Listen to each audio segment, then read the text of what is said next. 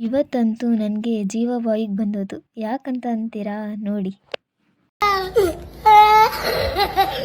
ನಮಸ್ಕಾರ ಕರ್ನಾಟಕ, ನಾನು ನಿಮ್ಮ ಪ್ರೀತಿಯ ಶಿವಶರಣಾಡು ಶಿಕಾರಿಪುರದ ಹುಡುಗಿ. Welcome back to my mini blog. ವಂಡರ್ಲಲ್ಲಿ ಗೇಮ್ಸ್ ಆಡೋಣ ಅಂತ ಹೊರಟ್ವಿ. ಅಲ್ಲಿ ನೋಡಿದರೆ ನಾನು ಆಡೋ ಗೇಮು ಒಂದು ಇರಲಿಲ್ಲ.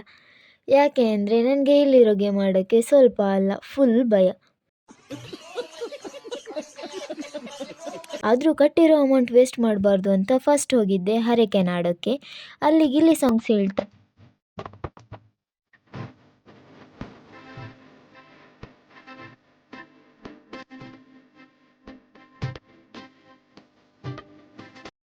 ಒಂದು ರೇಂಜ್ಗೆ ಭಯ ಪಡದೆ ಆಡಿದೆ.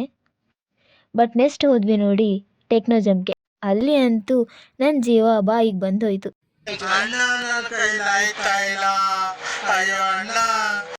ಯಾಕಾದರೂ ಬಂದು ಈ ವಂಡರ್ಲಾಗೆ ಅನ್ಸೋಯ್ತು ನನಗೆ. ಮತ್ತು ನಮ್ಮ ಫ್ರೆಂಡ್ ಜೊತೆ ಗೋಸ್ಟ್ ಹೌಸ್ಗೆ ಅಂತ ಹೋದ್ವಿ. ಅಲ್ಲಂತೂ ಸ್ವಲ್ಪನೂ ಭಯನೇ ಆಗಲಿಲ್ಲ.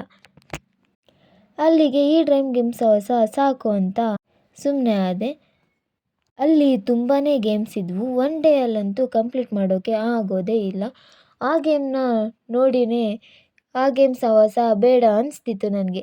ಆದ್ರೂ ಆ ಗೇಮ್ ಆಡ್ತಿರೋರು ಕಿರ್ಚೋದು ನೋಡಿದರೆ ಈ ಗೇಮ್ ಯಾಕಾದರೂ ಇಟ್ಟಾರೋ ಅನ್ನಿಸ್ತಾ ಇತ್ತು. ಅವ್ರನ್ನೆಲ್ಲ ನೋಡಿ ನಾನು ಒಂದು ರೇಂಜ್ಗಲ್ಲ ತುಂಬಾ ಭಯಪಟ್ಟು ನೆಕ್ಸ್ಟ್ ಹೋಗಿದ್ದೆ ಊಟ ಮಾಡೋಕ್ಕೆ. ಊಟ ಮಾಡಿ ವಾಟರ್ ಗೇಮ್ಸ್ ಆದರೂ ಆಡೋಣ ಅಂತ ಅಲ್ಲಿ ಹೋದೆ. ಅಲ್ಲಿ ಫಸ್ಟ್ ಆಡಿದ್ದೆ ಮ್ಯಾನ್ ಮಾತ್. ನೆಕ್ಸ್ಟ್ ಹೋಗಿದ್ದೆ ವೇವ್ ಪೂಲ್ಗೆ. ವಂಡರ್ಲಾ ಅಲ್ಲಿ ನಾನು ಖುಷಿಯಿಂದ ಇಷ್ಟಪಟ್ಟು ಒಂದು ಗೇಮ್ ಆಡಿದ್ದೆ ಅಂದರೆ ಅದು ವೇವ್ ಪೂಲು. ತುಂಬ ಖುಷಿಪಟ್ಟು ಆಡಿದ ಆಟ ಅದು. ನೆಕ್ಸ್ಟ್ ಹಾಗೆ ರೈನ್ ಡ್ಯಾನ್ಸು, ಡ್ರಾಪ್ ಲೂಪು, ಹೀಗೆ ವಾಟರ್ ಗೇಮ್ಸ್ ಏನೇನಿದ್ವೋ ಎಲ್ಲನೂ ಒಂದು ಕಡೆಯಿಂದ ಖುಷಿಯಿಂದ ಆಟ ಆಡ್ಕೊತ ಬಂದೆ. ಫ್ರೆಂಡ್ಸ್ ಅಂತೂ ಕಟ್ಟಿರೋ ಅಮೌಂಟ್ಗೆ ಚೆನ್ನಾಗಿ ಆಟ ಆಡಿದರು. ಒಂದು ಸ್ವಲ್ಪನೂ ಫ್ರೀ ಇಲ್ಲದೆ ಎಲ್ಲ ಗೇಮ್ಸ್ನೂ ಆಲ್ಮೋಸ್ಟ್ ಕವರ್ ಮಾಡಿದರು. ನೆಕ್ಸ್ಟ್ ವಿಡಿಯೋಗೆ ವೇಟ್ ಮಾಡ್ತಾಯಿರಿ. Thank you for watching.